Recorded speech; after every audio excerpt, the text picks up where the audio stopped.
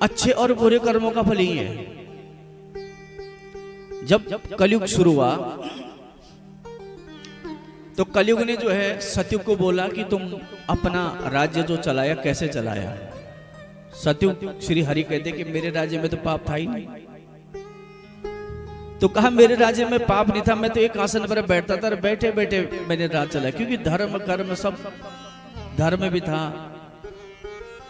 दान भी था, सत्य भी था और पवित्रता भी थी। चारों चरण थे धर्म के। तो कहा जब ये चार चीज धर्म की स्थापित थी तो मैंने तो बैठे बैठे राज चलाया। अभी कलयुग जो है उसके बाद भगवान श्री राम के पास गया कि हे राम जी, त्रेता के पास, कि तुमने अपना राज्य कैसे चलाया। भगवान राम जी कहते कि देखो मेरे राज्य में रावण आदि ने जन्म लिया था तो मैंने बैठे बैठे नहीं चलाया। जो श्री हरि ने बैठ के चलाया तो मुझे थोड़ा सा मेहनत करनी पड़ी और मैंने दुष्टों का नाश किया। उसके बाद कलयुग जो है भगवान कृष्ण के पास द्वापर में जाता है कि भाई आपने कैसा चलाया। तो भगवान कृष्ण कहते कि मुझे भी मेरे राज्य में तो और ज्यादा अधर्म हो गया था।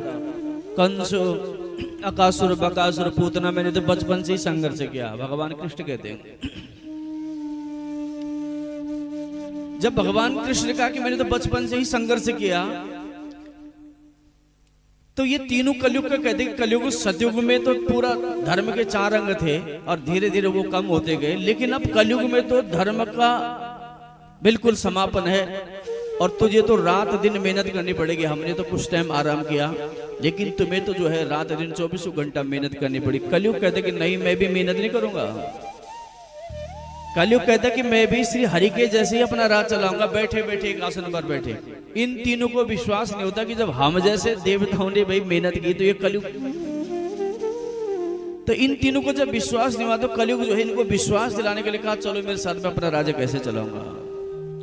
और कलिकाल जो है इन चारों को एक जंगल में लेके गया, चार कुर्सियां लगाई और बीच में एक सोने का खंबा गाड़ दिया और कलयुग ने चार कुर्सियां बैठी, सतयुग, द्वापर, त्रेता, कलयुग चारों बैठकर कहा देखते जाओ खंबा।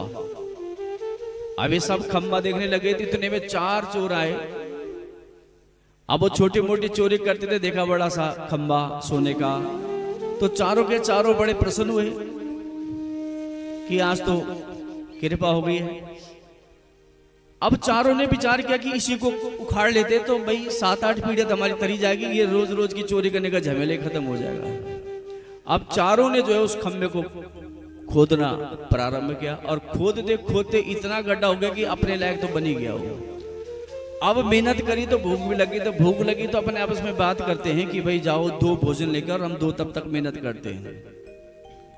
अब जो 2 भोजन लेने गए, दोनों ने भोजन किया और उनके लिए पोटली बनाकर, लेकिन दोनों के मन में आया कि हमने तो खा लिया और इन दोनों के लिए हम प्रसाद लेके जब भोजन लेके जा रहे हैं तो ऐसा करते कि इनके भोजन में जहर डाल देते हैं और उस खंबे के 4 हिस्से होने थे, इससे अच्छा 2 हिस्से हो जाए। तो दोनों खुश का ठीक बात है और दोनों ने उनके खाने में क्या मिला दिया? जहर। अब जब इधर जहर मिला देते ये 2 क्या सोचते हैं? ये दोनों खड्डे के जड़ तक पहुंच गए। कहते देख हमने मेहनत तो कर दी, अब ये दोनों के दोनों तो खा पी के आएंगे, डकारा मार के आएंगे और ऐसे करते कि एक बड़ा सा पत्थर रख ले, हम भोजन करने ऊपर जाएंगे और एक खड्डा खोदने नीचे आएंगे और एक बड़ा सा पत्थर रख दे और जैसे ये नीचे आएंगे दोनों के ऊपर पत्थर। युक्ति बन रही दोनों की, इधर से ये खुश, यहां ये खुश।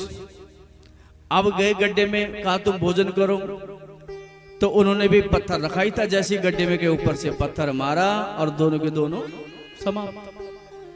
अब जब दोनों समाप्त तो बहुत प्रसन्न हुए कि बस आनंद आ गया भाई। लेकिन जैसे ही दोनों ने भोजन किया दोनों भी समाप्त। अर्थात कलयुग कहते कि मैं ऐसे सजा, जो जैसे करेगा उसको यही। अगर हम किसी के साथ छल करते हैं तो ध्यान रखना वो भी हमारे साथ छल ही कर रहा है। आप किसी पर विश्वास करोगे तो वो भी आप पर विश्वास एक दिन धोखा देगा, 2 दिन देगा, 3 दिन देगा, एक दिन वो भी विश्वास तो कलयुग में यही आज का माहौल है कि हम सबसे मिलते हैं लेकिन दिल से नहीं मिलते।